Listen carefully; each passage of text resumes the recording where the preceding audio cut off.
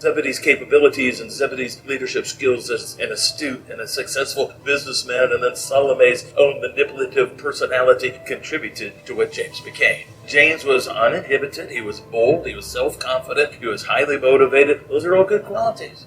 He was also brazen, self-centered, materialistic. So how do you handle position and how do you handle power? What do you do when you're put in a place of authority? Many people want to look important, or to look smart, or talented, or trendy, or rich, or whatever our desire may be, to look good. And so for many people, it's a day-by-day struggle. For James, this was definitely one of his weaknesses. He wanted to look good in front of everybody else. Early on in this new relationship with Jesus Christ, James became part of this tight inner circle that included Peter, and included his little brother, included John. And these three men had a very unique and a very special position. For example, when the Lord healed Jairus' daughter, he allowed only Peter, James, and John to enter into the synagogue ruler's home, while all the other ones were on the outside looking in. And as we follow James' journey with Jesus over the next couple of years, it's very clear that this position of prominence went straight to his head. James loved the limelight.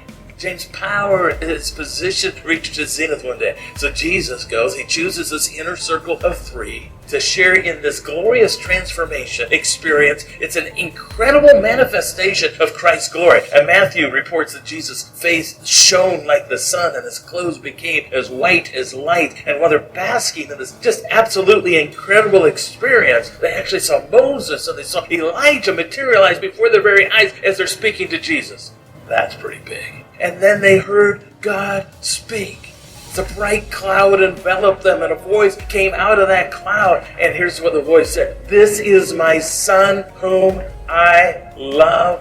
With him I'm well pleased. Listen to him." I mean, this is a huge deal for a man who already has a big problem with a big head. He is one of three in the whole wide world, in all of history, who gets to see this. And predictably, I don't think he handled it all that well.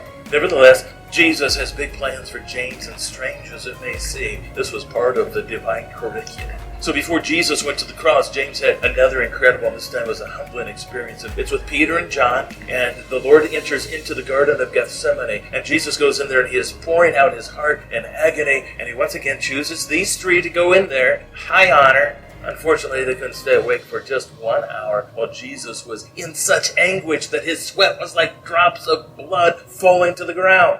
And all three of these men, exhilarated and excited on the Mount of Transfiguration. Just the three of us. Well, Jesus was there too. And now they're in the garden. They lost interest. They fell asleep. They were overcome by sorrow when Jesus went alone to pray.